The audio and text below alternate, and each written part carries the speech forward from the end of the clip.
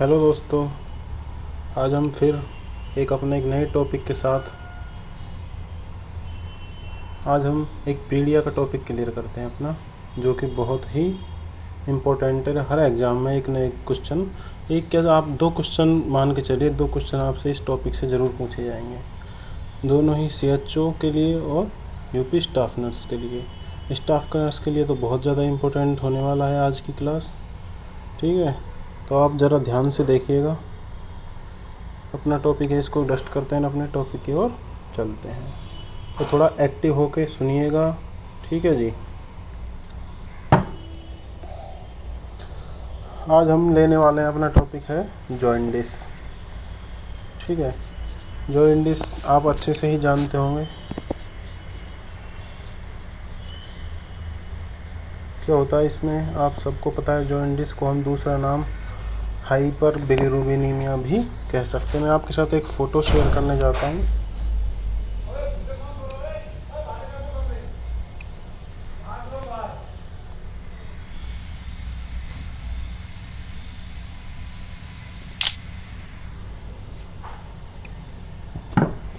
इसको देखिए आप, इसमें हाइपर बिलिरुबिनीमिया दिखाया गया है, ठीक है जी। जॉइंडिस का दूसरा नाम है हाइपर बिलिरुबिनीमिया, ठीक। मतलब कि बिलिरुबिन का लेवल इसमें क्या हो जाता है जी, बढ़ जाता है। अब आप पूछेंगे जी बिलिरुबिन क्या होता है, वो भी हम आपको आगे बताएंगे कि बिलिरुबिन क्या होता है, कहाँ से आता है, सब कुछ आपको बताया जाएगा, ठीक है।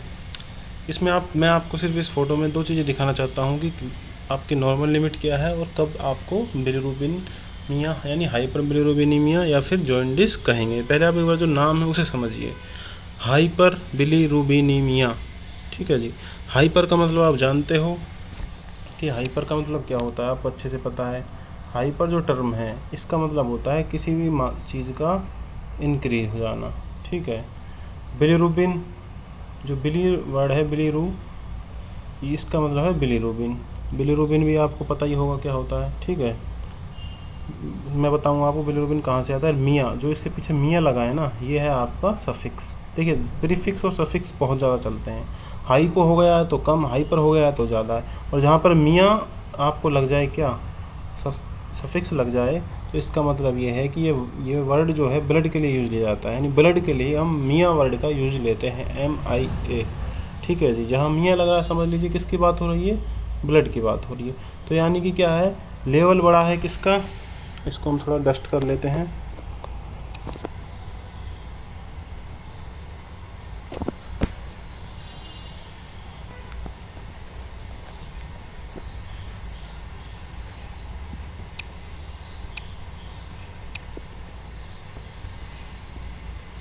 लेवल बड़ा है जी, किसका लेवल बड़ा है, आपके बिलिरुबिन का लेवल बढ़ गया है, ठीक है। किसके अंदर बढ़ा है, आपके, इसको मैं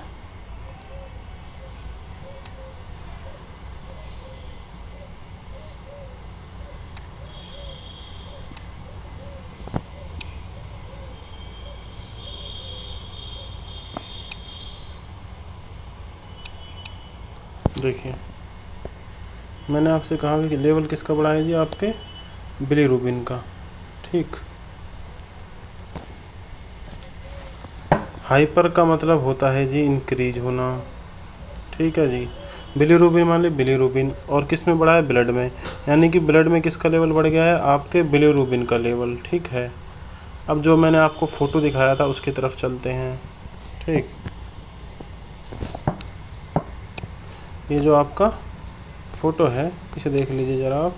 मैंने आपसे कहा था कि मैं आपको नॉर्मल लेवल्स के बारे में और उसके बारे में बताता हूँ। मैंने आपसे कहा ब्लड के अंदर बिलिरुबिन का लेवल बढ़ना ही हाइपर बिलिरुबिनीमिया या फिर जॉइंडिस कहलाता है, ठीक है। अब इसमें आप देख सकते हैं कि हम पहले देखिए, दो तरह के बच्चे होते हैं, एक टर्म बच्चे होते हैं, एक प्री टर्म। आपको अच्छे से पता है, टर्म बच्चे जो होते हैं वो बच्चे जो कि 37 वीक के बाद पैदा होते हैं, वो टर्म, और जो इससे पहले पैदा होंगे वो प्री टर्म, ठीक है जी। तो इसके लेवल में थोड़ा डिफरेंस है। देखिए मैं आपको बता दूं, जो जॉइंडिस जो हो रहा है इसको हम मान रहे हैं 5 mg/dl से लेवल अगर ज़्यादा हो जाता है तो उसको हम जॉइंडिस कहते हैं। किसके लिए? ये टर्म बच्चे की बात है, लेकिन मोस्ट ऑफ हम टर्म को लेके ही चलते हैं, ठीक है जी। फिर टर्म में एक स्पेशल कंडीशन है, टर्म में यहाँ पे यानी 5 mg से ज़्यादा लेवल हो गया है तो आपका ये है आपका हाइपर बिलिरुबिनीमिया या फिर जॉइंडिस। कौन से का? अनकॉन्जुगेटेड। देखिए जी, बिलिरुबिन भी दो प्रकार का होता है, कॉन्जुगेट और अनकॉन्जुगेट, ठीक है। अब और जो प्री टर्म है उसके अंदर है 15 mg/dl, ठीक है। अब इस फोटो को हम यहीं बात करते हैं, आगे इसके बाद में बात करेंगे। पहले आप इसको समझिए कि बिलिरुबिन क्या होता है, ठीक है। एक मैं आपको थोड़ा दूसरा फ़ोटो चेंज करता हूँ, इस फ़ोटो को देखिएगा आप। मैं आपको इस क्लिक से ही समझा दूंगा सारी चीज़ें, इसमें क्या क्या होना है, क्या क्या नहीं होना है, ठीक है।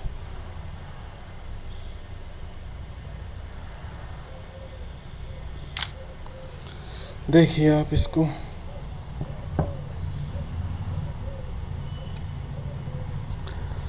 इसमें देखिए ये बिलिरुबिन क्या होता है वो मैं आपको समझाने जा रहा हूँ। देखिए आपके ब्लड के अंदर क्या होती है जी? आरबीसी होती है, ठीक है जी।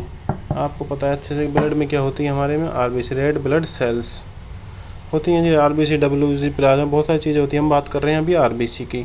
आरबीसी के अंदर ही एक चीज़ पाई जाती है जिसका नाम है आपका हीमोग्लोबिन। आरबीसी का रंग किसके कारण लाल होता है? वो है जिसके कारण इस आपके ब्लड का कलर लाल है वो आरबीसी है। आरबीसी का भी कलर लाल क्यों होता है? हीमोग्लोबिन के कारण, ठीक है जी। अब हीमोग्लोबिन दो चीज़ों से मिलकर बना होता है, एक हीम एक ग्लोबिन। आपका जो हीमोग्लोबिन है वो आयरन को बाइंड करता है, इसी वजह से समझ लीजिए आपका कलर लाल आ रहा है ब्लड का, ठीक है। बात हम केवल हीमोग्लोबिन की करेंगे। हीमोग्लोबिन भी दो चीज़ों से मिलकर बना है, एक तो हीम और एक आपका ग्लोबिन, ठीक है। Sorry, globulin. ग्लोबिन अलग प्रोटीन होता है, वो ब्लड में ही होता है। ये हम बात कर रहे हैं हीम के अंदर दो चीज़ें पाई जाती हैं, हीम एंड ग्लोब्यूलिन, ठीक है जी। याद रखना ग्लोबिन नहीं है, ये ग्लोब्यूलिन है, ठीक। अब जो हीम है, ग्लोबुलिन प्रोटीन है, इसको छोड़िए आप, अब हमें बिलिरुबिन से मतलब है। अब देखिए जो हीम है, ठीक है जी, हीम क्या करता है? ये बिलीवर जब आरबीसी टूटती है तो हीमोग्लोबिन भी टूटेगा, हीमोग्लोबिन टूटेगा तो आपका हीम भी टूटेगा। हर हीम से आपका आता है बिलीवर्डिन निकल के, ठीक है जी। अब ये जो बिलीवर्डिन है एक तरीके का अनकॉन्जुगेटेड बिलिरुबिन है। क्या है जी? ये अनकॉन्जुगेटेड बिलिरुबिन है। अब ठीक है, अब एक चीज़ और समझिए आप, मैं एक फ़ोटो दिखाता हूँ जी आपको, उसको भी देखिएगा, इससे आपको और अच्छे से समझ में आएगा। इन फ़ोटोज़ को आप अपने उसमें सेव कर लीजिए या नोट्स बना लीजिए, जो भी आपको अच्छा लगे। इसको फ़ोटो को देखिए आप, मैंने इसमें अच्छे से समझाया हुआ है, लिखा हुआ है आपके लिए, ठीक है। इसको समझिए अब आप। मैंने आपसे कहा था कि बिलिरुबिन तो आपको समझ में आया होगा, कि आप सिर्फ इतना समझिए जो आरबीसी टूटी है उससे आपका हीमोग्लोबिन टूटा है, हीमोग्लोबिन से मिलकर से बन के आया है आपका जी बिलिरुबिन। अब ये जो बिलिरुबिन है ये दो प्रकार का होता है जी, ठीक है, इसको समझ लीजिए आप। जो आपका बिलिरुबिन होता है वो दो प्रकार का होता है, एक अनकॉन्जुगेटेड,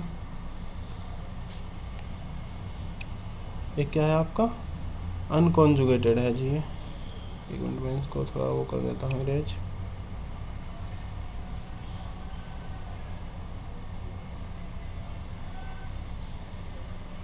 जो आपका अनकॉन्जुगेटेड और कॉन्जुगेटेड, जो अनकॉन्जुगेटेड का दूसरा नाम होता है इनडायरेक्ट और कॉन्जुगेट का दूसरा नाम होता है डायरेक्ट। जो अनकॉन्जुगेटेड होता है ये थोड़ा खतरनाक, डेंजरस है, इसको हम सीवियर कह सकते हैं, ठीक है, क्योंकि ये क्या होता है वाटर के अंदर सोल्यूबल नहीं होता है, इसलिए हम इसको डेंजरस कह रहे हैं। और जो कॉन्जुगेटेड होता है जिसको हम डायरेक्ट बिलिरुबिन बोल रहे हैं, वो वाटर के अंदर सोल्यूबल यानी पानी में मिल सकता है, फ्लूइड में मिल सकता है, लेकिन अनकॉन्जुगेटेड फ्लूइड में नहीं मिल सकता। आपको पता है कि हम टॉयलेट जाते हैं वो तो अगर जो चीज़ें हमारे सोल्यूबल हैं वो क्या होती है हमारी बॉडी से बाहर निकल सकती हैं, ठीक है जी।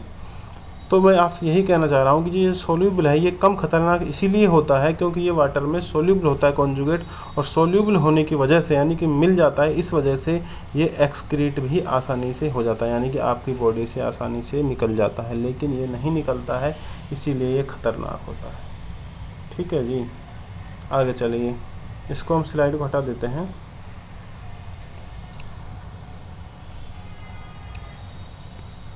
और अपन दूसरी स्लाइड की तरफ चलते हैं।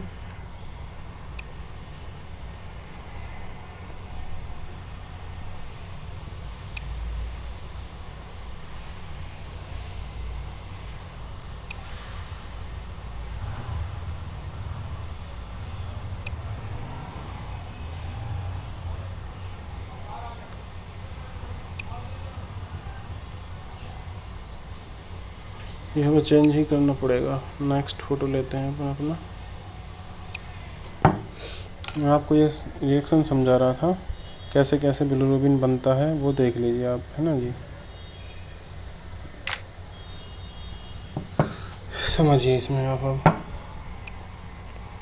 मैंने आपसे कहा था, समझ में आ गया जी कौन सा खतरनाक होता है कौन सा नहीं होता है। मैंने आपको बता दिया 2 प्रकार का बिलिरुबिन होता है, कॉन्जुगेटेड और अनकॉन्जुगेटेड। कॉन्जुगेटेड वाटर में सोल्यूबल होता है, वो बॉडी से एक्सक्रीट हो जाता है, इसलिए वो सही होता है। लेकिन अनकॉन्जुगेटेड बॉडी से नहीं निकल पाता है क्योंकि वो वाटर में सोल्यूबल नहीं हो पाता है। ठीक है जी।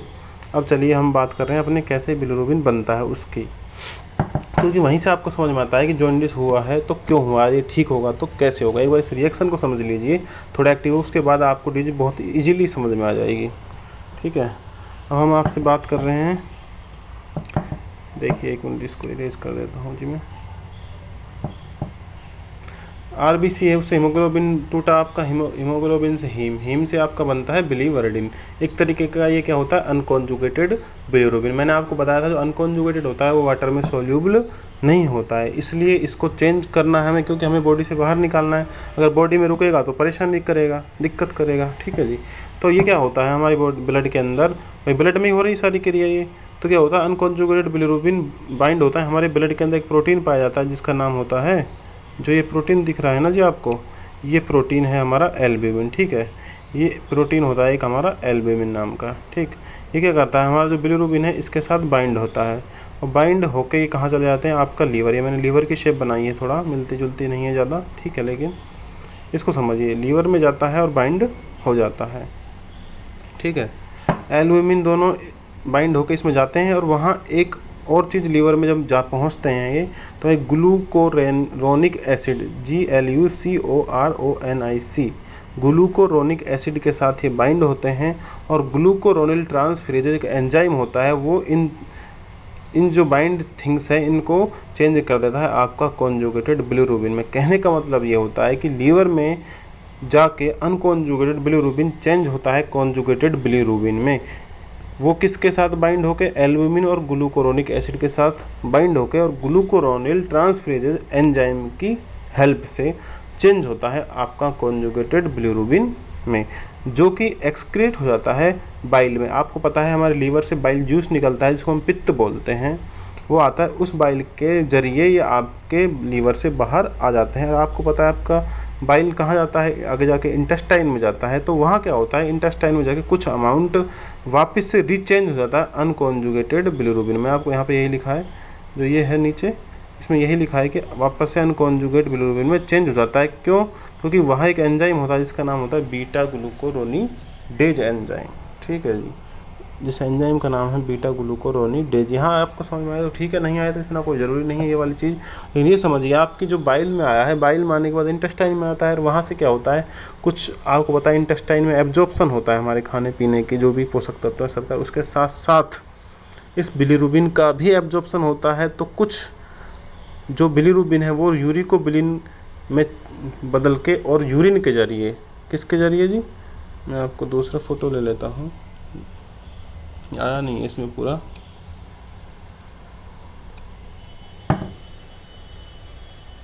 देखिए ये जो है ना, ये देखिए अब आप,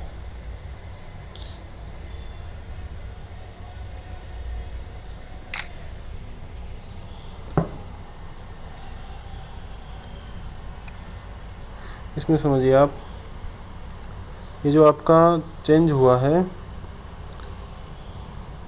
मैंने आपसे बताया था कि एक्सक्रीट हुआ आपका यहाँ पे, ये इंटेस्टाइन में कुछ अमाउंट अनकॉन्जुगेटेड बिलिरुबिन में चेंज हो गया। मैंने लिखा है यहाँ पे हेल्प ऑफ बीटा ग्लूकोरोनीडेज एंजाइम। लेकिन ज़्यादातर जो होता है वो आपका एब्जॉर्ब होता है इंटेस्टाइन से, और यूरिकोबिलिनोजन के नाम के जरिए यूरिन में जाता है और यूरिन के जरिए बॉडी से बाहर निकल जाता है। कौन सा वाला था ये? कॉन्जुगेट बिलिरुबिन, जो कि क्या हुआ, यूरिनिकोबिलिनोजन के रूप में आपके यूरिन के जरिए एक्सक्रीट हो गया।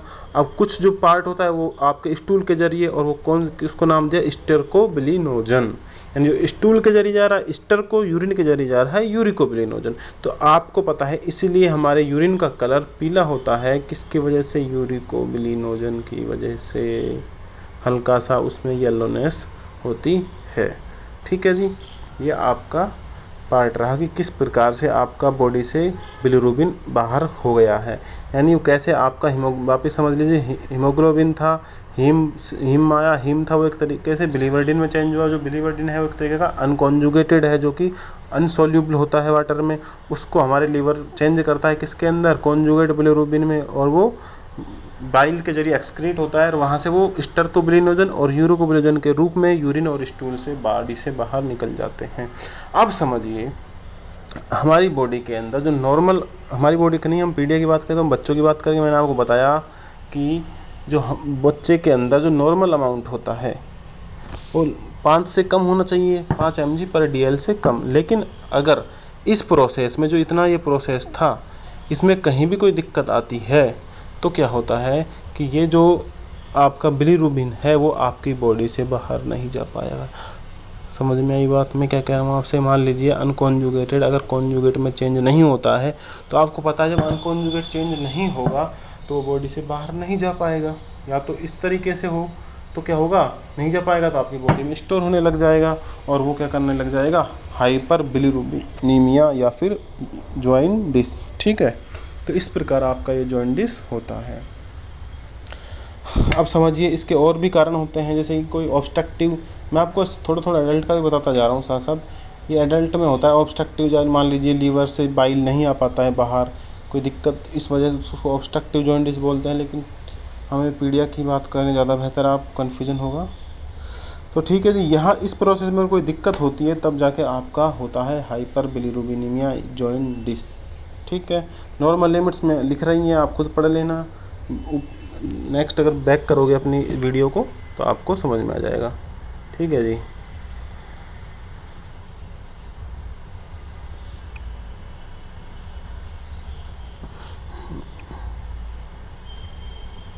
अब अपन चलते हैं नॉर्मल टर्म्स में, आपको बता ही देता हूँ, पढ़ लेना और बैक करके आप।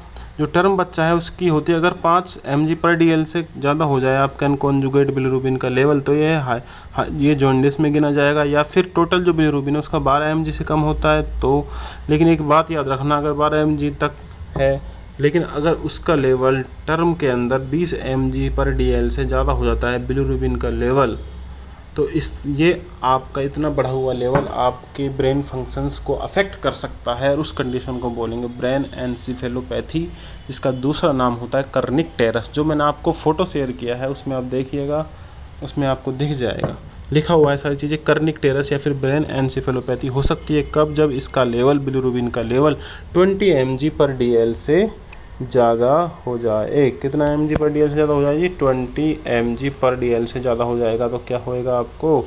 कर्निक टेरस या फिर ब्रेन एनसेफेलोपैथी, क्योंकि वहाँ पर आपके ब्रेन फंक्शंस अल्टर होने लग जाएंगे।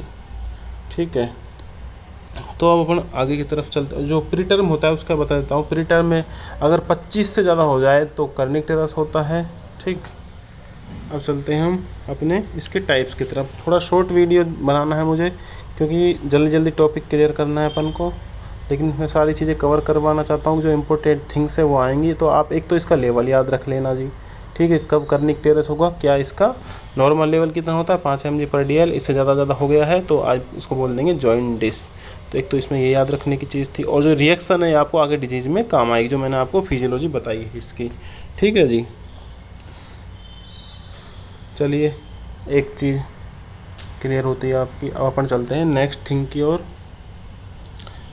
ठीक है, नेक्स्ट फोटो, इसके टाइप्स के बारे में स्टडी की जाए। मैं आपको बता ही चुका हूँ बिलिरुबिन क्या होता है, बिलिरुबिन कितने तरीके का होता है, 2 तरीके का होता है। ठीक है जी, अब हम जॉइंडिस के टाइप्स की बात कर लेते हैं। तो आपके साथ फ़ोटो ही शेयर करना ज़्यादा बेटर है, उससे आपको थोड़ा और अच्छे से आपको नोट्स भी बन जाएंगे, इससे आपको समझ में भी अच्छे से आएगा। ठीक है, तो एक तो ये आपका दो टाइप तो ये हो गए आपके। ठीक है जी।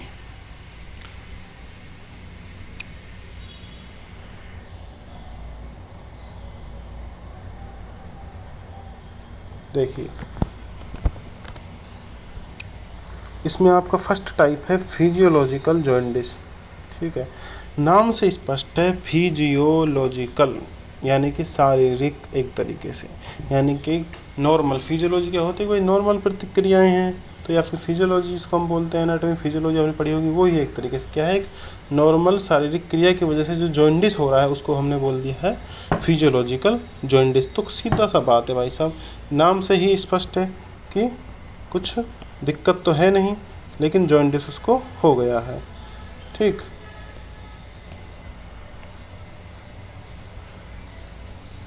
तो इसमें देखिए आप, अपीयर आफ्टर 24 आवर, मैंने साफ लिखा है अपीयर आफ्टर 24 आवर, सिर्फ इसमें ये ही याद रखने की बात है। दो चीज़ें हैं इसमें इम्पोर्टेंट, दो ही चीज़ें आपसे, जो मेन जो बहुत ज़्यादा जो क्वेश्चन पूछा जाता है वो इस तरीके से क्वेश्चन आएगा कि एक बच्चा पैदा हुआ है रात के 10 बजे, ठीक है जी, और उसको सुबह के 11 बजे से उसे चेक किया गया, यानी नेक्स्ट डे 11 AM पे उसे चेक किया गया है, तो उसका बिलिरुबिन लेवल 13 mg/dl आ रहा है। अब बताइए इसे कौन सा जॉइंडिस है, फिजियोलॉजिकल या पैथोलॉजिकल? तो आंसर होगा आपका पैथोलॉजिकल। क्यों, वो सुनिए आप। मैंने आपसे कहा जो फिजियोलॉजिकल होगा वो आपके 24 घंटे, बर्थ के 24 घंटे पैदा होने के बाद, सीधा लिख रहा है अपीयर आफ्टर 24 आवर्स, यानी कि जब बच्चा पूरे 24 आवर का हो जाएगा उसके बाद फिजियोलॉजिकल जॉइंडिस होने के चांस हैं। अगर 24 आवर के अंदर हो रहा है, मैंने नाम ये लिखना भूल गया हूँ, विद इन है यहाँ पे, विद इन 24 आवर। ठीक है जी, यानी अगर 24 घंटे के अंदर हो रहा है तो पैथोलॉजिकल है। तो नाम से स्पष्ट है, पैथोलॉजिकल जो है आपका, नाम से स्पष्ट है पैथोलॉजिकल। मैंने आपको बताया था पिछली वीडियो में भी, एक पैथोलॉजी का मतलब क्या होता है, कोई प्रकार की एबनॉर्मेलिटी एक तरीके से आप कह सकते हो। ठीक है जी, तो पैथोलॉजिकल यही है, तो क्या है, एबनॉर्मेलिटी की वजह से जो हो रहा है आपका पैथोलॉजिकल जॉइंडिस कहलाएगा। ठीक, तो याद रखना, फिजियोलॉजिकल की बात कर लो पहले पूरी, कि ये क्या है, आफ्टर 24 आवर होगा। ठीक, और मोस्ट ऑफ, अगर टर्म बेबी है तो उसके अंदर 3rd डे देखने को मिलेगा मोस्ट ऑफ केसेस में, और अगर प्री टर्म बेबी है तो 5th डे, यानी कि अगर 37 के बाद बच्चा पैदा हो रहा है तो उनमें 3rd डे, या फिर 37 से पहले है, प्री टर्म का है तो 5th डे आपको ये जॉइंडिस देखने को मिल सकता है। ठीक है जी, एक इसमें है जो इसमें नाम से स्पष्ट है फिजियोलॉजिकल, यानी नॉर्मलिटी है, कोई दिक्कत नहीं। जब कोई दिक्कत ही नहीं है तो ट्रीटमेंट की भी कोई आवश्यकता नहीं है, तो क्या होता है, ये अपने आप ही ठीक हो जाता है, इसमें किसी भी प्रकार के ट्रीटमेंट की कोई आवश्यकता नहीं होती है, इसको याद रखिएगा। Physiological have no need of treatment, resolve automatically या resolve physiologically within 10 to 15 days. साफ लिखा है मैंने, 10 से 15 दिन के अंदर अपने आप ठीक हो जाता है। इसको आप अच्छे से पढ़ लीजिएगा। ठीक है जी, अब सुनिए, सर ये फिजियोलॉजिकली होता है तो क्यों होता है, आप ये सोच रहे होंगे, मैं आपको बता देता हूँ एक, और मैं आपके साथ शेयर करता हूँ।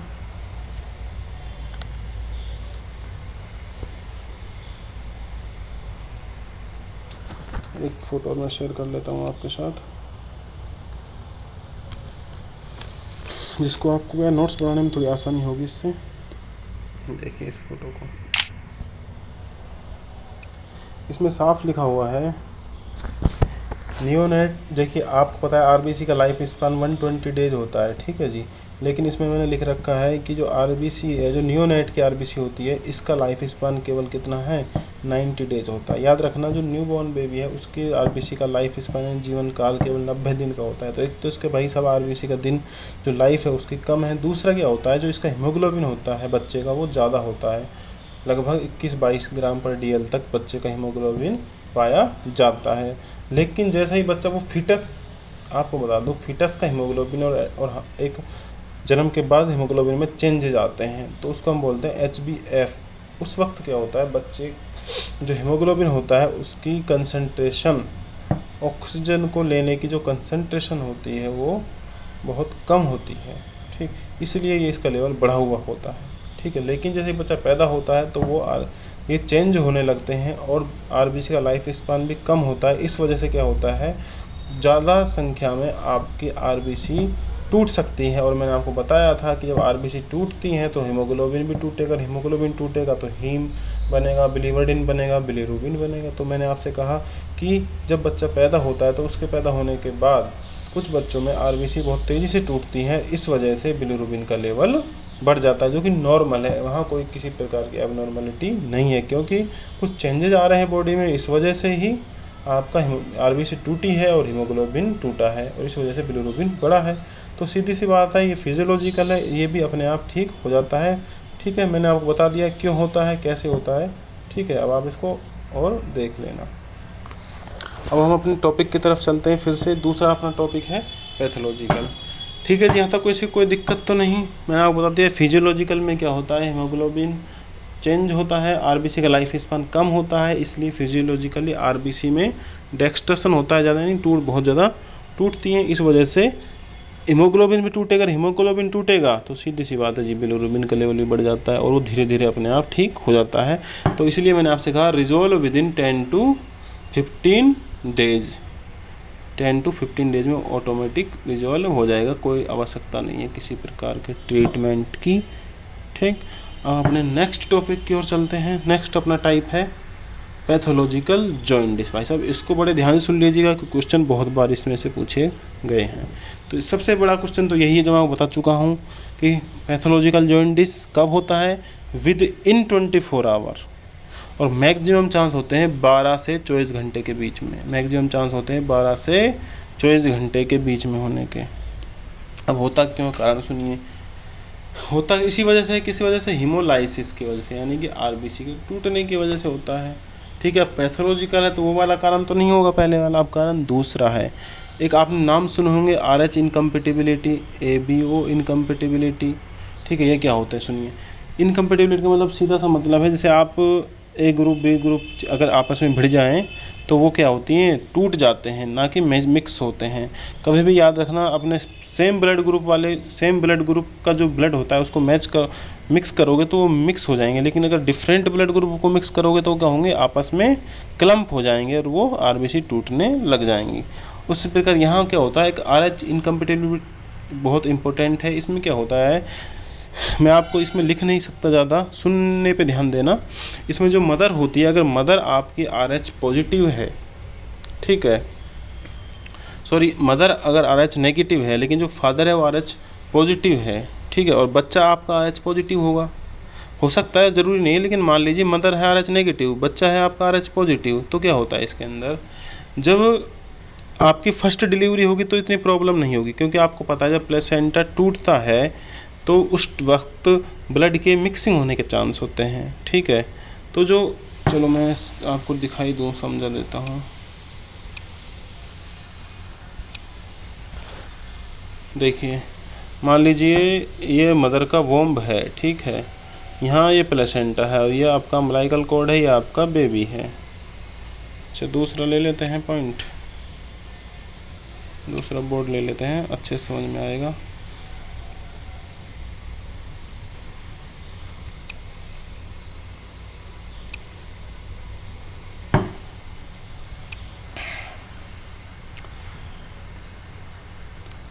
RH इनकम्पेटिबिलिटी समझ लीजिए, आपको आगे भी बहुत काम आएगी ये चीज़ें, ज़रूरी नहीं यहीं काम आए। कम क्वेश्चन RH इनकम्पेटिबिलिटी से बहुत सारे पूछे जाते हैं, जो अपन पढ़ाएंगे इसके बारे में और अच्छे से डिस्कस करेंगे। पहले समझ लीजिए थोड़ा सा होता क्या है ये।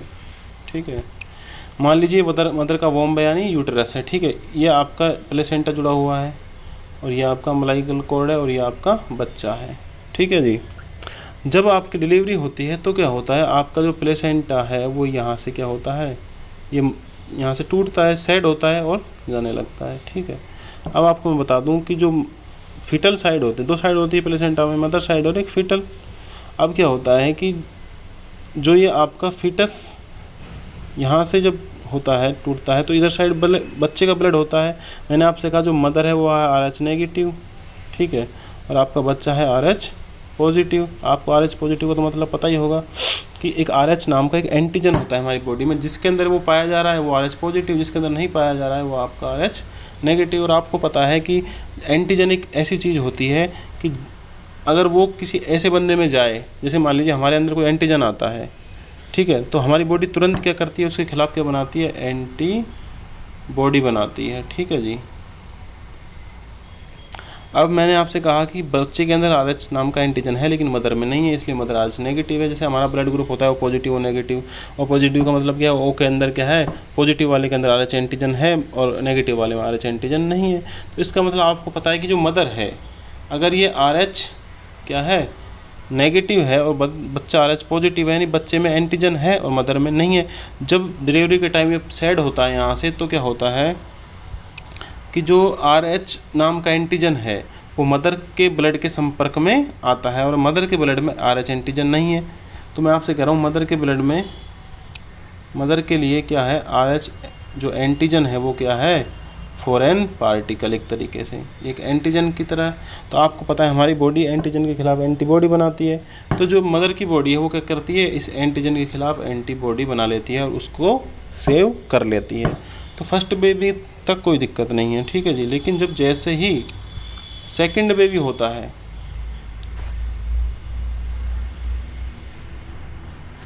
जब आपका सेकंड बेबी आएगा तो क्या होगा, सुनिए। मैंने कहा मदर के अंदर क्या है, RH एंटीबॉडी जो है वो क्या हो गई है, सेव हो गई है। अब सेकंड बेबी आ गया है, ठीक है। अब जब सेकंड बेबी आता है तो इसके भी जब सेकंड डिलीवरी होती है, यानी डिलीवरी जब होती है उस टाइम इसका भी ब्लड, जब प्लेसेंटा हटने लगता है तो क्या होता है कि मदर के पास एंटीबॉडी है और बच्चा तो एंटीजन बच्चे के पास जब छोड़ेगा तो मदर का ब्लड जो एंटीबॉडी है वो क्या करती है, इस मदर से बच्चे की तरफ आने लग जाती है। और जब बच्चे की तरफ आने लग जाएगी तो आपको पता है कि एंटीजन एंटीबॉडी रिएक्शन होगा, तो क्या होगा, हीमोलाइसिस, RBC डिस्ट्रक्शन, ठीक है जी।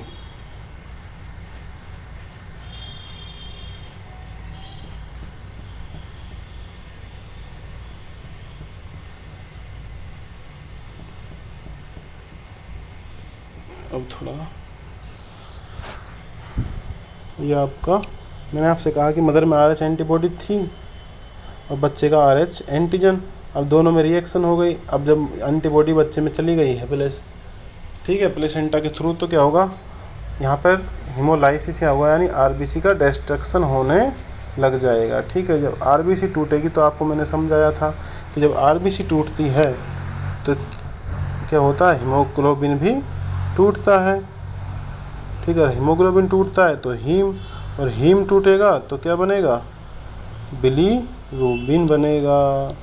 तो समझे आप, जब एबनॉर्मल होगा तो क्या होगा, एबनॉर्मल रिएक्शन होगी, बहुत ज़्यादा ब्लड, जब डिस्ट्रक्शन चालू होगा तो बहुत ज़्यादा क्या बनेगा, बिलीरुबिन बनेगा आपका, ठीक है।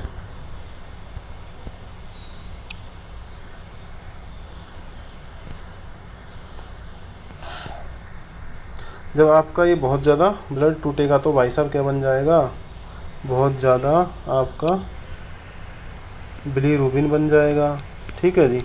अगर बिलीरुबिन बनेगा तो सीधी सी बात है, आपको क्या बोलेंगे हम, जॉइंटिस, यानी कि बिलीरुबिन की मात्रा इंक्रीज़ हो रही है, जब ज़्यादा बन रहा है तो इंक्रीज़ भी हो गई मात्रा। अब सीधी सी बात है क्या हो गया इसे, जॉइंटिस। तो आपको अब समझ में आ ही गया होगा मेरे हिसाब से, ठीक है। तो हम यहीं चल रहे थे, तो मैंने आपसे कह दिया क्या होता है कि जब इस प्रकार होता है तो आपका क्या बढ़ जाएगा, आपका बिलीरुबिन बढ़ जाएगा। और एक एंजाइम और है ये वाला G6PD, glucose 6 phosphate dehydrogenase enzyme की अगर डेफिशिएंसी हो जाए तो भाई साहब इसमें क्या होता है,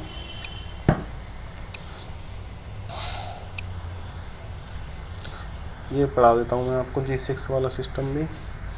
ये जो RBC होती है ना जी, जो हम, आपको पता है हमारी RBC कहाँ बनती है, बोन मैरो के अंदर। लेकिन जो RBC का मैच्योरेशन होता है, RBC का जो मैच्योरेशन होता है, यानी कि RBC का एडल्ट RBC में मैच्योर होती है, उसके लिए एक एंजाइम की आवश्यकता होती है जिसका नाम होता है G6PD, फुल फॉर्म होती है ग्लूकोज 6 फॉस्फेट डिहाइड्रोजनेज एंजाइम। ये करता है RBC का मैच्योरेशन करता है। अगर आरबीसी का मैच्योरेशन नहीं होगा तो आपको पता है, अगर बच्चे कच्चे होते हैं, उनका हम प्रोटेक्शन नहीं करते हैं, तो वो जल्दी जल्दी बीमार होते हैं, ख़त्म भी जल्दी होते हैं। तो आप उसी तरीके से समझिए कि बच्ची जो आरबीसी है उसको रिस्क है जल्दी टूटने की, जब तक वो एडल्ट नहीं होगी, परिपक्व अवस्था में मैच्योर नहीं होगी तब तक।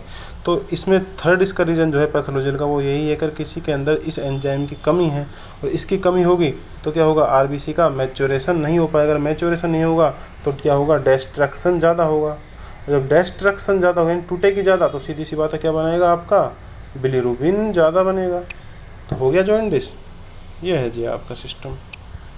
तो ये हो गया आपका पैथोलॉजिकल जॉइंडिस। अब आपको पता है नाम से पैथोलॉजिकल है, तो सीधी सी बात है ट्रीटमेंट की भी आवश्यकता होगी। ट्रीटमेंट भी हम इसका पढ़ेंगे आगे, एक बार टाइप पूरे कर लें, ठीक है। तो जी इसके अंदर 2 क्वेश्चन इंपॉर्टेंट है आपके मेनली, तो यही था टाइम वाला, कितने टाइम में होता है, कब होता है पैथोलॉजिकल। मेन कारण क्या है, आरएच इनकम्पेटेबिलिटी, इसका मोस्ट इम्पोर्टेंट क्योज है, इसको आप अच्छे से याद रखिएगा, ठीक। अपन अपने नेक्स्ट उसकी तरफ चलते हैं, फ़ोटो की तरफ। इसके जो और टाइप है उसको भी देख लीजिए, ज़्यादा बड़े टाइप नहीं है जी इसके।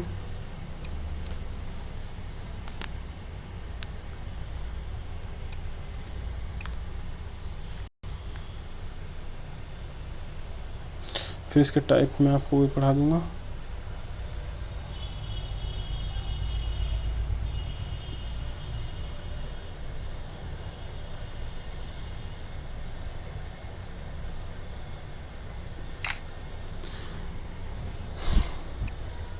देखिए इसमें क्या है,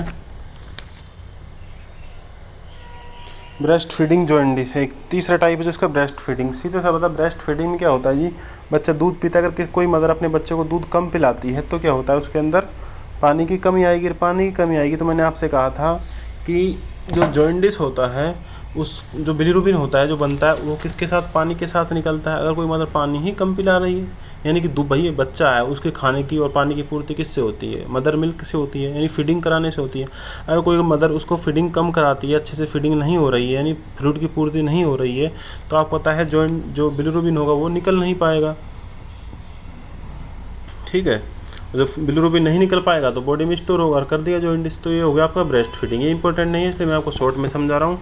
एक आपका ब्रेस्ट मिल्क है, ब्रेस्ट मिल्क होता है, इसमें भी कुछ चीज़ें होती हैं, जैसे कि प्रेग्नानेडोल, जो बीटा ग्लूकुरोनिडेज एंजाइम मैंने आपको बताया था। अगर आप स्लाइड को पीछे जाएंगे, उसमें फर्स्ट जो मैं आपको बताई थी एक फिजियोलॉजी, तो जो बीटा ग्लूकुरोनिडेज एंजाइम था, जैसे कि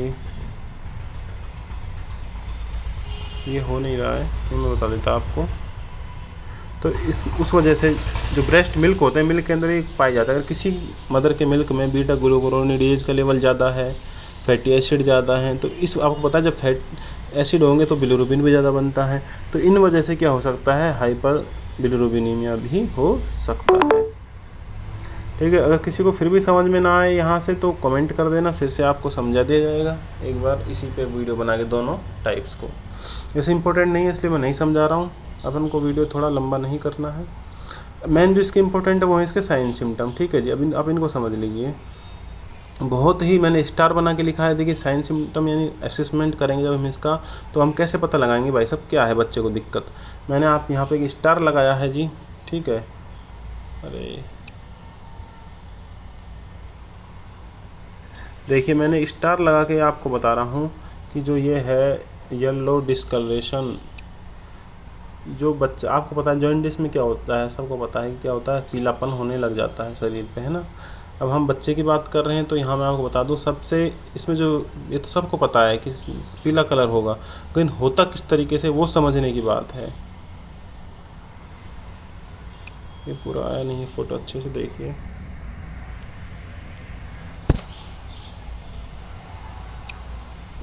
देखिए जी,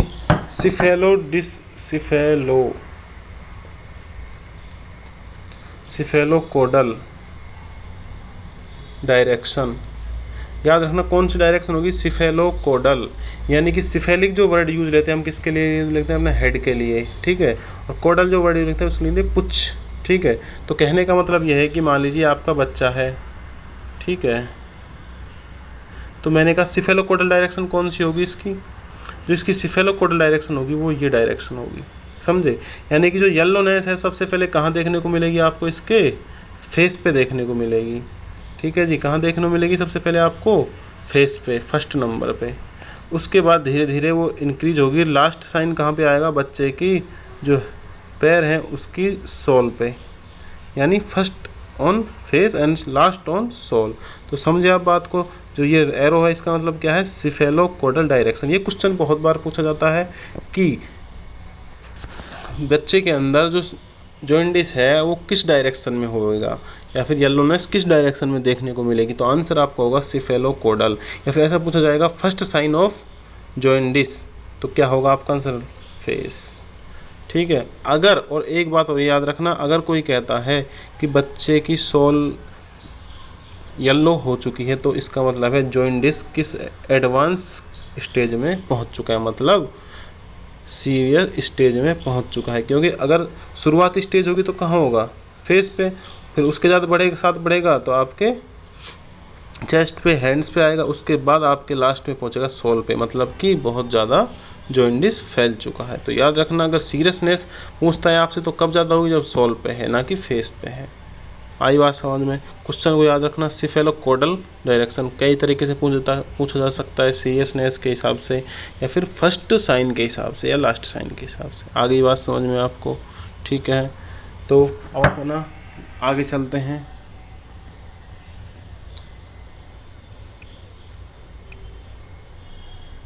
ठीक है। और एक बात और याद रखना कि ये किसने दिया था, ये दिया था जी आपके क्रीमर ने। किसके अनुसार है ये, क्रीमर के अनुसार मानते हैं हम। किसके अनुसार मानते हैं जी, Kremer, according to Kremer, KREMER। Yellowness, discoloration, cephalocaudal direction, according to Kremer. Next जो इसका है सिम्टम, वो है आपका लीवर एनलार्जमेंट। मैंने आपको बताया था कि बिलीरुबिन किस में जाके चेंज होता है, लीवर में, और लीवर को ही ज़्यादा काम करना पड़ेगा। जो ज़्यादा काम करेगा उसकी साइज़ भी बढ़ जाएगी, हो सकता है ना। तो आपका क्या हो जाएगा, लीवर की साइज़ भी बढ़ सकती है। अब आपका आता है लेथार्जी। मैंने आपको बताया था जब आपके बिलीरुबिन का लेवल इंक्रीज होगा तो वो किसको भी अफेक्ट करता है, आपके ब्रेन को भी अफेक्ट करेगा। ठीक है, जब ब्रेन को अफेक्ट करेगा तो सीधी सी बात है आपके ब्रेन एक्टिविटीज़ में चेंजेज आएंगे, यानी फ़र्क पड़ेगा आपको। तो लेथार्जी का मतलब क्या होता है, लेथार्जी का मतलब यही होता है उदासीन के तरीके, उदासीन जैसे रहना, यानी एक तरीके से लेजीनेस टाइप में जो बिहेवियर होता है, लेथार्जी। तो सीधा सा बात है, आपको पता है जब ब्रेन पे अगर बिलीरुबिन का लेवल बहुत ज़्यादा बढ़ गया है तो ब्रेन एक्टिविटीज़ अल्टर होंगी, यानी कम होंगी, और इंसान के अंदर लेथार्जी पाई जाएगी। तो रटिए मत किसी चीज़ को, समझिए। जो नेक्स्ट है वो पुअर सकिंग रिफ्लेक्स, वो भी किसकी वजह से, ब्रेन की वजह से, क्योंकि सारी हमारी एक्टिविटी जो होती हैं कंट्रोल करता है हमारा ब्रेन। ठीक है। जब बिलीरुबिन का लेवल बढ़ेगा तो बच्चे के अंदर सकिंग रिफ्लेक्स भी कम आएंगे। रिफ्लेक्स का भी काम भी किसका होता है, ब्रेन का। कि भाई साहब सकिंग रिफ्लेक्स क्या होता है, पता है सकिंग रिफ्लेक्स क्या होता है, सीधी सी बात है, सक करना। यानी जब कोई भी थिंग्स आप बेबी के लिप्स पे टच करोगे तो रिफ्लेक्स का मतलब ये होता है कि एक्टिविटी के प्रति रिएक्टिविटी होना, तो ये इसे हम कहते हैं रिफ्लेक्स। तो सकिंग भी एक रिफ्लेक्स है जो कि बच्चे के अंदर बाय बर्थ पाया जाता है। ठीक है। और वो बहुत ज़रूरी है, किस लिए, कि बच्चा अपना खाना पीना है, अपना न्यूट्रिशन है कहाँ से लेता है, ब्रेस्ट मिल्क से लेता है। और वो कब लेगा, जब वो सकिंग करेगा तभी तो ले पाएगा ना। तो सीधी बात, जैसे ही मदर उसके लिप्स पे आप ब्रेस्ट को, निप्पल को टच करती है, उसके अंदर वो सक करना चालू कर देता है। ये होता है सकिंग रिफ्लेक्स। अगर आप बच्चे की लिप्स पे उंगली भी ले जाओगे तो वो उसको भी सक करना चालू कर देता है, क्योंकि वो क्या है, एक रिफ्लेक्स है। ठीक है। अब क्या होता है, इस बच्चे के अंदर ब्रेन फंक्शंस डिसेबल हैं, थोड़े, सॉरी डिसेबल नहीं, अल्टर हो रहे हैं, तो इस वजह से सकिंग भी क्या होगी, उसकी पुअर हो जाएगी। तो ये मैंने आप 4-5 सिम्टम है, बहुत इंपॉर्टेंट है, मैं वही बता रहा हूँ जो क्वेश्चन में आपसे पूछे जा सकते हैं। ठीक है जी। एक ये क्रीमर वाला तो बहुत इंपॉर्टेंट है, इसको मत भूलना, याद रखना। ठीक। अब हम अपने ट्रीटमेंट की तरफ चलते हैं। ठीक है। देखिए, मैं आपको थोड़ा ट्रीटमेंट का फ़ोटो दूसरा ही ले लेता हूँ।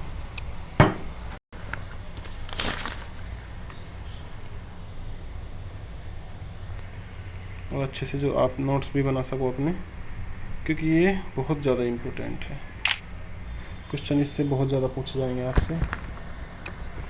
देखिए इसमें अब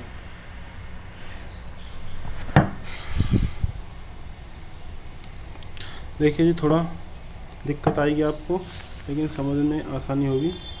देखिए फोटोथेरेपी, इसका जो इम्पोर्टेंट जो 3 जो मैंने लाइनें लिखी है ना जी, ये हाँ कई बार पूछी जा चुकी हैं और आगे भी पूछी जाएंगी। याद रखना, एक फर्स्ट जो लाइन मैंने लिखा है ब्लू लाइट यूज्ड, यानी कि फोटोथेरेपी के अंदर कौन सी लाइट यूज ली जाएगी जी, ब्लू लाइट, ये वाली लाइट आप, ठीक है, एक मिनट, यानी कि जो फोटोथेरेपी में जो लाइट यूज ली जाती है उस लाइट का नाम है आपका ब्लू लाइट, ठीक है जी, ये आपकी लाइट है, याद रखना, blue light used in phototherapy, ठीक है। अब आपका आता है इसके अंदर, याद रखना जो फोटोथेरेपी है उसकी एक तरंग दैर्ध्य है, याद रखना ये फिजिक्स जैसा क्वेश्चन है कि तरंग दैर्ध्य जो लैम्बडा है, ये जो मैंने साइन बनाया है ये वाला, ये क्या है, लैम्बडा है, इसका तरंग दैर्ध्य बोलेंगे हम यहाँ। इसकी याद रखना फोटोथेरेपी की जो तरंग दैर्ध्य होती है, लैम्बडा होता है, वो कितना होता है 425 से 475 नैनोमीटर, यानी nm, 425 से 475 nm, ANM नहीं है, nm है, नैनोमीटर, 425 से 475, याद रख लेना, रट लेना इस चीज़ को। फोटोथेरेपी में लाइट ब्लू यूज ली जाएगी, तरंग दैर्ध्य 425 से 475 होगी, ठीक है। अब आपका आता है, ये 2 प्रकार की होती हैं, ठीक।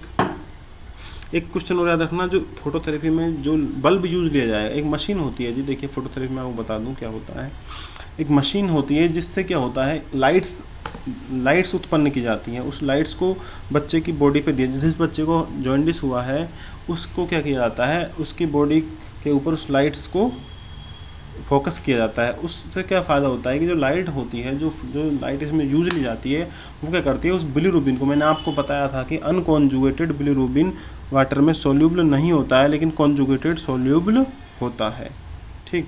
तो ये जो फोटोथेरेपी का जो फोटोजेनिक प्रकाश है, जो लाइट है, वो क्या करती है, उस अनकॉन्जुगेट को कॉन्जुगेट में चेंज करती है और उसको बॉडी से बाहर पानी के जरिए निकालने में हेल्प करती है। तो इसमें एक बल्ब का भी यूज लिया जाता है लाइट देने के, तो उस जो बल्ब है उसकी एक लिमिट होती है कि आप 2000 घंटे ज़्यादा उस बल्ब को यूज नहीं ले सकते, ठीक है। जो बल्ब होगा उसको आप कितने घंटे ज़्यादा यूज नहीं ले सकते, 2000 घंटे, यानी कि मैक्सिमम आप उसको 2000 घंटे यूज लेना चाहिए, इससे ज़्यादा नहीं लेना चाहिए, नहीं तो आपकी फ़ोटोथेरेपी अच्छे से इफ़ेक्टिव नहीं होएगी, ठीक। अब इसके टाइप्स भी आजकल पूछे जाते हैं, जो इसके टाइप्स हैं वो 2 प्रकार के होते हैं, 2 प्रकार की फोटोथेरेपी दी जाती है आपको, कन्वेंशनल और फिब्रिक ऑप्टिक। आप सिर्फ इतना याद रखिएगा, ज़्यादा नहीं करना है हमको, अपने CHO में या फिर इसमें इतना डीप क्वेश्चन नहीं जाएंगे, लेकिन आप टाइप याद रखना, 2 टाइप हैं, कन्वेंशनल, ठीक है, और एक फैब्रिक ऑप्टिक। सिर्फ टाइप और टाइप के नाम ही मैंने आपको लिखवाए यहाँ, इसमें भी बहुत कुछ है, ठीक है। एक इसका ये और देख लीजिए आप, एक फ़ोटो और है जो इसका मैकेनिज्म भी समझ में आ जाएगा, कई बार मैकेनिज्म से भी क्वेश्चन आ जाता है, सिंपल, क्योंकि फ़ोटोथेरेपी बहुत ही सिंपल चीज़ हो गई है, ठीक है।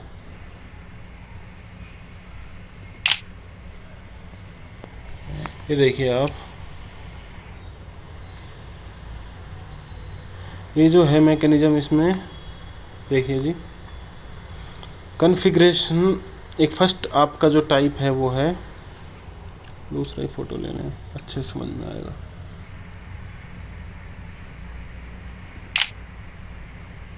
देखिए मैकेनिज्म लिखा है इसमें, फर्स्ट देखिए आप, फर्स्ट जो 3 तरीके से, कॉन्फ़िगरेशनल आइसोमराइजेशन, नाम याद रखना, स्ट्रक्चरल आइसोमराइजेशन। कॉन्फ़िगर में क्या होता है, फिगर में थोड़ा सा चेंज आता है, जेड आइसोमर, ई आइसोमर में चेंज हो जाता है एक तरीके से। दूसरा आपका स्ट्रक्चर आइसोमराइजेशन, इसमें थोड़ा स्ट्रक्चर, लेकिन आपको जो तीसरा स्टेप है फोटो ऑक्सीडेशन, ये इंपॉर्टेंट है। थर्ड जो स्टेप है ये मैं आपको समझाना चाहता हूँ, फोटो ऑक्सीडेशन, इसको याद रखिए। फोटो ऑक्सीडेशन में क्या होता है कि जो प्रोड्यूस फोटो प्रोडक्ट्स, यानी कि मैंने आपको बताया था, जो आप लाइट्स दोगे तो क्या होगा, जो अनकॉन्जुगेटेड बिलीरुबिन है वो क्या होगा, टूटेगा, और किस में टूटेगा और क्या प्रोड्यूस करेगा, फोटो प्रोडक्ट्स, और वो फोटो प्रोडक्ट्स क्या होंगे, डिजोल्व हो जाएंगे वाटर में और एक्सक्रीट हो जाएंगे, ठीक है जी। ये है इसका मेन जो तरीका है, वो ये समझिए आप। थर्ड स्टेप को याद रखना, फोटो ऑक्सीडेशन के जरिए, किस तरीके से फोटोथेरेपी के द्वारा किस तरीके से आपका बिलीरुबिन जॉन्डिस को ठीक किया जाता है, तो आप है ना फोटो ऑक्सीडेशन के जरिए प्रोड्यूस, जो कि फोटो प्रोडक्ट्स बनाता है और वाटर के जरिए एक्सक्रीट करवा देता है, ठीक है। इसका एक मैं आपको गाना जानते होंगे आप, मेरे फ़ोटो को यार लगाए ले सैया फेविकॉल से, तो सिर्फ उसी से याद रखना कि आपको फोटोथेरेपी देनी है, कहाँ देनी है, बॉडी पे देनी है। तो जहाँ जैसे वो कहती है कि फ़ोटो को यार लगा ले सीने से, तो इसी तरह प्रकार आपको बच्चे को लेटाना है और उसको फ़ोटो यानी देनी है थेरेपी। इस गाने से आपको याद रखना है, फोटोथेरेपी एक थेरेपी है जिसको बॉडी पे लाइट के ज़रिए दिया जाता है। ठीक है जी, लाइट्स दी जाती हैं एक तरीके से। ठीक, इसमें बच्चे को याद रख। अब इसको और मैं आपको जब नर्सिंग मैनेजमेंट बताऊंगा और अच्छे से क्लियर आपके समझ में आ जाएगा। अब जो इसका इम्पोर्टेंट थिंग है वो उसका रह गया है, वो आप समझिए फोटोथेरेपी का। ठीक है, नेक्स्ट फ़ोटो ले लीजिए। अब आप नर्सिंग केयर, आप नोट्स बना लेना, इसलिए मैं आपको फ़ोटो दिखा रहा हूँ, नहीं तो मैं तो बोल के ही बता देता।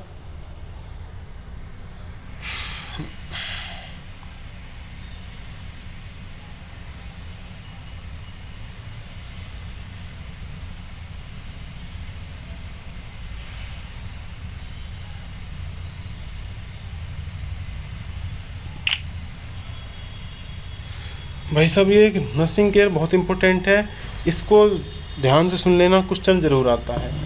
एक याद रखना, इसमें मेन जो है आपको जब बॉडी को लिटाना है, यानी बच्चे को जो आप फोटोथेरेपी मशीन में लिटाएंगे तो कोई भी किसी भी प्रकार का ऑइंटमेंट, क्रीम, लोशन वगैरह आपको यूज नहीं करना है, इसका खास ख्याल रखिएगा।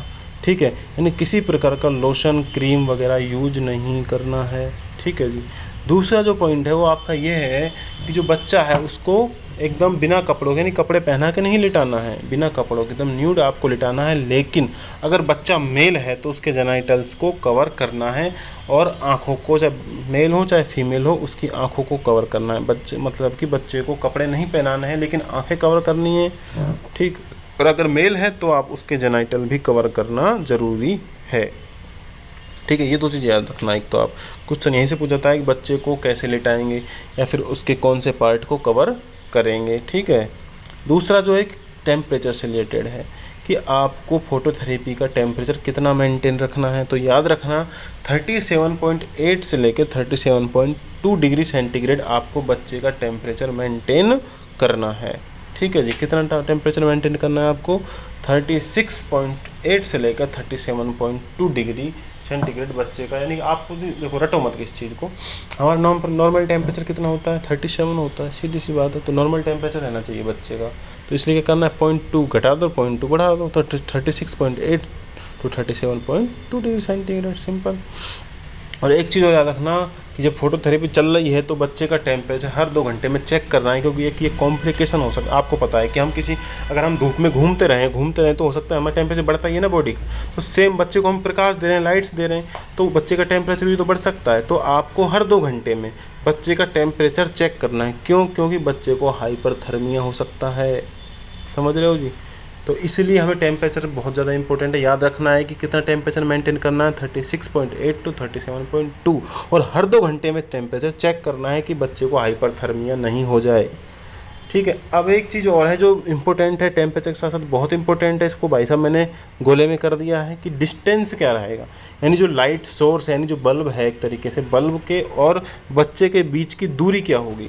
तो याद रखना, ये क्वेश्चन कई बार पूछा जा चुका है, और स्पेशली स्टाफ नर्स का जो एग्ज़ाम है उसमें तो बहुत ज़्यादा इंपॉर्टेंट है कि 30 से 45 डिग्री सेंटीमीटर 30 से 45 सेंटीमीटर उसका गैप रखना है। वो किसका? लाइट सोर्स का और बच्चे के बीच में जो गैप रखा जाएगा वो 30 से 45 सेंटीमीटर होगा।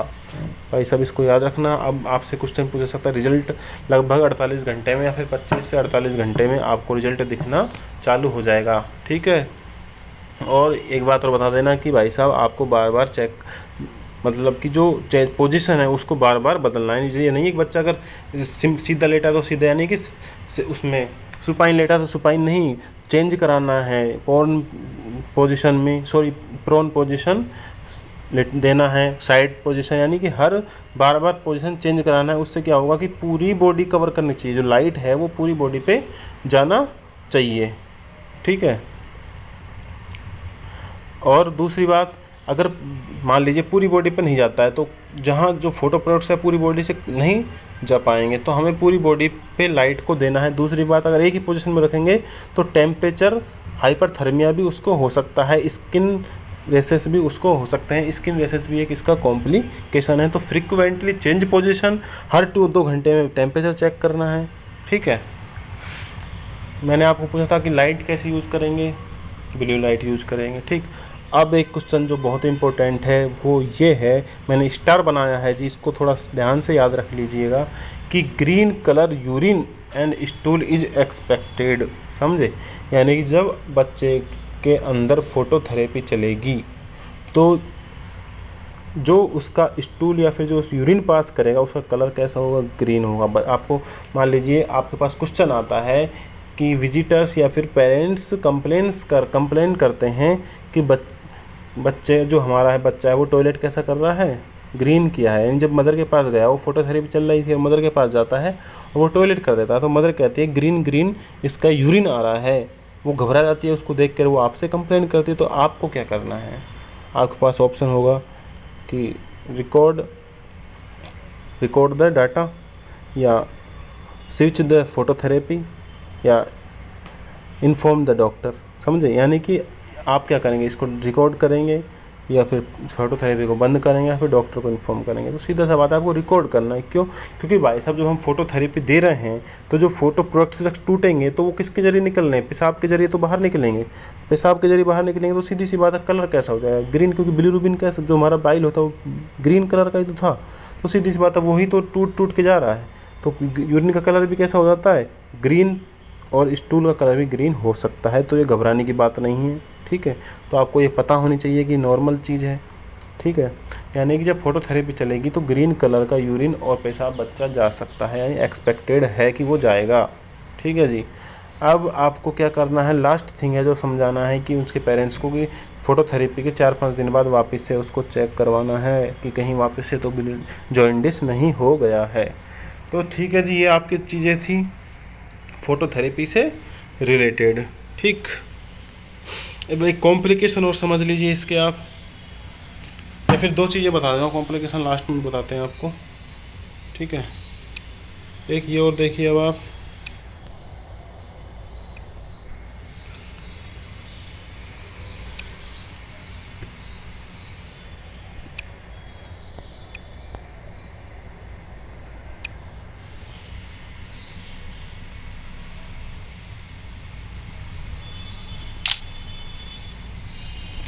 देखिए फर्स्ट टाइप था आपका ट्रीटमेंट का फोटोथेरेपी, दूसरा है आपका एक्सचेंज ट्रांसफ्यूजन। मैं कह रहा हूँ अगर किसी बच्चे के अंदर कर्निक टेरेस लेवल पहुँच चुका है, यानी कि जो बिलीरुबिन है उसका लेवल कितना हो चुका है, 20 mg/dl से ज़्यादा, और उसका वज़न 2.5 किलो से ज़्यादा है, तो उसका लास्ट जो ट्रीटमेंट दिया जाएगा वो दिया जाएगा एक्सचेंज ट्रांसफ्यूजन। नाम से स्पष्ट है, एक्सचेंज ट्रांसफ्यूजन। एक्सचेंज का मतलब लेके देना, एक्सचेंज का मतलब ये तो होता है, एक्सचेंज ऑफर समझते हो, जैसे आप नई पुरानी गाड़ी ले जाइए, नई गाड़ी ले आइए, ये क्या होता है, एक्सचेंज हो रहा है ना।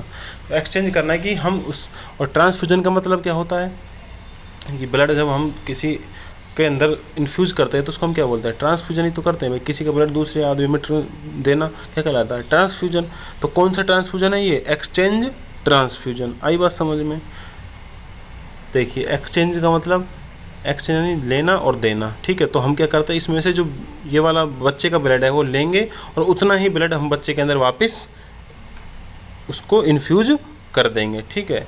यानी कुछ लेते हैं, कुछ उतना ही ब्लड वापस हम बच्चे के अंदर इन्फ्यूज़ कर देते हैं। लेकिन अंतर कितना होता है कि जो हमने लिया है वो बाइल वाला ब्लड था, ज़्यादा बाइल था, सॉरी बिलीरुबिन ज़्यादा था उसके अंदर, जो हम दे रहे हैं वो उसको यानी नॉर्मल ब्लड उसके अंदर इन्फ्यूज करेंगे, ठीक है। इसकी शर्त ये है कि बच्चे का लेवल बिलीरुबिन का 20 mg से ज़्यादा हो और उसका वेट 2.5 किलो से ज़्यादा हो, ठीक है जी। ये 2 प्रकार का होता है एक्सचेंज ट्रांसफ्यूजन, नाम से स्पष्ट है, एक्सचेंज ट्रांसफ्यूजन, कन्फ्यूजन होने की ज़रूरत नहीं है। इसमें होता है सिंगल वॉल्यूम और एक डबल वॉल्यूम। क्वेश्चन यहाँ से पूछा जाता है कि सिंगल वॉल्यूम ट्रांसफ्यूजन के अंदर कितना ब्लड लिया जाता है, तो आपका आंसर होगा कि क्वेश्चन एक पिछले बार एम्स में भी पूछा गया है और एक एग्ज़ाम और हुआ था, ये कैंसर इंस्टीट्यूट कोलकाता का एग्ज़ाम हुआ था, वहाँ भी एक क्वेश्चन पूछा गया था कि सिंगल वॉल्यूम में कितना ब्लड एक्सचेंज ट्रांसफ्यूज होता है। तो आपका आंसर होगा 80 से 100 ml/kg/डे। याद रखना जी इस चीज़ को, 80 to 100 ml/kg/डे। और डबल वॉल्यूम में होगा आपका 160 to 200 ml पर kg पर डे। नाम से स्पष्ट है। सिंगल में है अगर 80 है तो डबल में कितना हो जाएगा 160, बस सिंपल। एक ही चीज़ याद रख लीजिए, सिंगल में 80 से 100, डबल में 160 से 200, बस। लेकिन इसमें जो याद रखने की चीज़ है वो ये है भाई साहब कि जब आपने मान लीजिए बच्चा पॉजिटिव खाता, RH पॉजिटिव था यानी A पॉजिटिव था, लेकिन आपको ब्लड कौन सा देना है, A नेगेटिव देना है, क्योंकि इसमें साफ लिखा हुआ है replace with RH negative blood, क्योंकि बच्चे के अंदर फिर से हो सकता है वो RH इनकम्पेटिबिलिटी का पेशेंट हो सकता है उसके अंदर फिर से हो जाए। तो आपको क्या करना है, रिप्लेस करना है ब्लड को किसके साथ, RH नेगेटिव ब्लड के साथ ही। ठीक है, याद रखना सिंगल वॉल्यूम में एक दिन में पर केजी के हिसाब से जाएगा 80 से 100 ml, डबल वॉल्यूम चल रहा है तो 160 से 200 ml पर केजी पर डे।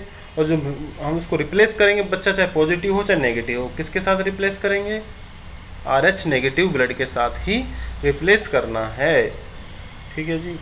एक बात और याद रखना, जब ब्लड इसमें आपको 100 ml ब्लड देने के बाद 1 ml 10% कैल्शियम ग्लूकोनेट भी इंजेक्ट करना है, क्योंकि ट्रांसफ्यूजन की वजह से उसके अंदर कैल्शियम की कमी आ सकती है, हाइपोकैल्सीमिया हो सकता है।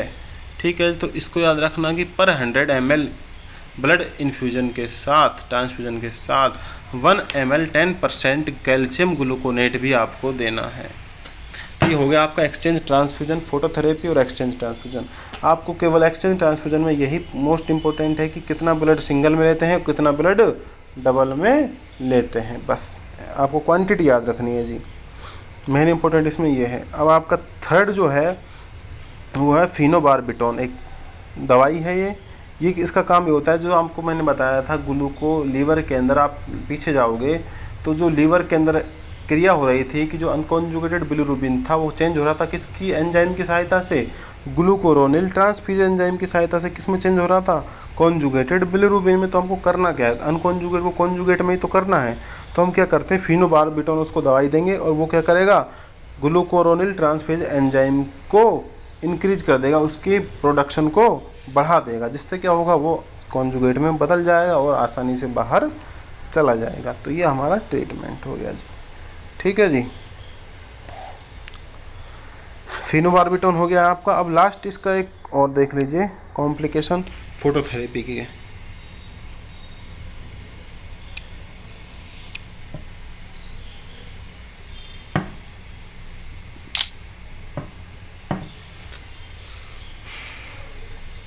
फोटोथेरेपी के कॉम्प्लिकेशन समझ लीजिए जी भाई साहब। एक तो है आपका हाइपरथर्मिया, मैं बता चुका हूँ आपको हाइपरथर्मिया क्यों होता है, क्योंकि अगर आप टेम्परेचर उसका चेक नहीं करोगे तो हो सकता है लाइट आप दे रहे हो तो टेम्परेचर बढ़ सकता है, उस बढ़ने का हाइपर कहते हैं, थर्मिया का मतलब टेम्परेचर, तो हाइपर थर्मिया उसको हो सकता है, एक डिहाइड्रेशन हो सकता है। आपको पता है जब धूप में घूमते हैं, ज़्यादा घूमेंगे तो क्या होगा, हमारी बॉडी से फ्लूइड लॉस होता है ना। तो एक तो कारण एक आप वो बच्चा डायरेक्ट लाइट में पड़ा हुआ है तो उसकी वजह से उसकी बॉडी से फ्लूइड का लॉस भी एक तरीके हो सकता है। दूसरी चीज़ क्या है कि जब फोटोथेरेपी की वजह से फोटो प्रोडक्ट्स मैंने आपको बताया था फोटो प्रोडक्ट्स टूटते हैं तो किसके साथ वो सोल्यूबल होंगे, वाटर के साथ, और वाटर के साथ क्या होंगे, सोल्यूबल होके बॉडी से एक्सक्रीट हो जाएंगे, यानी बाहर हो जाएंगे। तो उसके लिए भी हमें क्या चाहिए, एक्स्ट्रा फ्लूइड चाहिए। तो इस वजह से क्या हो सकता है, और आप बच्चे को नॉर्मल फ्लूइड चल रहा है तो क्या हो सकता है बच्चे को डिहाइड्रेशन मतलब डी का मतलब कम, हाइड्रेशन का मतलब हाइड्रा जो वर्ड है वो हम किसके लिए यूज़ लेते हैं, पानी के लिए यूज लेते हैं। तो क्या हो सकता है डिहाइड्रेशन, डी का मतलब कम, हाइड्रेशन का मतलब पानी, तो पानी की कमी आ सकती है। तो सीधी सी बात है कमी आ सकती है, तो पूरा करने के लिए क्या करेंगे, पानी का लेवल बढ़ा दूँ। तो मैं आपको एक चीज़ बता दूँ, बोर्ड पे चलते हैं,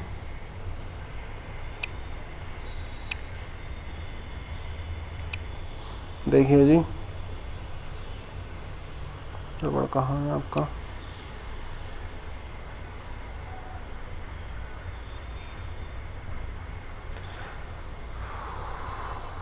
हाइपरथर्मिया तो आपको समझ में आ गया होगा है ना, डिहाइड्रेशन मैंने समझा रहा था आपको, डिहाइड्रेशन। तो डी का मतलब कमी, कम होना, डी फॉर डिक्रीज ले सकते हो, डिक्रीज का मतलब कम, हाइड्रेशन, हाइड्रा जो वर्ड है हम वाटर के लिए यूज लेते हैं। तो वाटर की कमी आ रही है तो सीधी सी बात है वाटर की कमी आ रही है तो बढ़ाएंगे किसको, वाटर को। तो आपको मैं एक क्वेश्चन बता दूं, क्वेश्चन कई बार पूछा जाता है, जो नॉर्मल बेबी होता है उसके लिए वाटर की रिक्वायरमेंट कितनी होती है, जैसे आपको हमारी तो पता है 1.5 लीटर होती है एडल्ट की, तो 1.5 लीटर पर डे। इन बच्चे की कितनी होती है 100 ml पर kg पर डे नॉर्मल। हमारी 1.5 या 1.5 से 2 भी कह सकते हो, लेकिन बच्चे नॉर्मल बेबी होता है उसकी कितनी होती है जी 100 ml पर kg पर डे होती है। याद रखना नॉर्मल बेबी की वाटर रिक्वायरमेंट कितनी होती है 100 ml पर kg पर डे। लेकिन यहाँ तो क्या हो रहा है, एक तो बच्चा लाइट में है तो ज़्यादा वाटर लॉस होगा, दूसरा फोटो प्रोडक्ट्स बना रहा है, फोटो प्रोडक्ट्स को सोल्यूबल होने के लिए यानी मिलने के लिए वाटर चाहिए बॉडी से बाहर जाने के लिए, तो उसको ज़्यादा आवश्यकता है। तो हम क्या करते हैं इसी के अंदर 20 to 40 ml पर kg पर डे उसकी रिक्वायरमेंट बढ़ा देते हैं। यानी बच्चे को कितना देना है टोटल, अब हमें टोटल कितना देना है जी। अब फोटोथेरेपी के दौरान बच्चे की रिक्वायरमेंट कितनी हो गई, पहले तो थी 100, लेकिन फोटोथेरेपी चल रही है तो कितनी हो जाएगी 120 to 140 ml पर kg पर डे। ठीक है जी, ये हो गई 120 से 140 ml पर kg पर डे। अब सुनिए आप, ये आपका हो गया यहाँ तक। अब मैं आपको एक बहुत ही इम्पोर्टेंट क्वेश्चन एक और लास्ट बताता चलता हूँ, उसके बाद अपनी क्लास ख़त्म है ये। ठीक है, देखिए एक आपने नाम सुना होगा ब्रॉन्ज बेबी सिंड्रोम।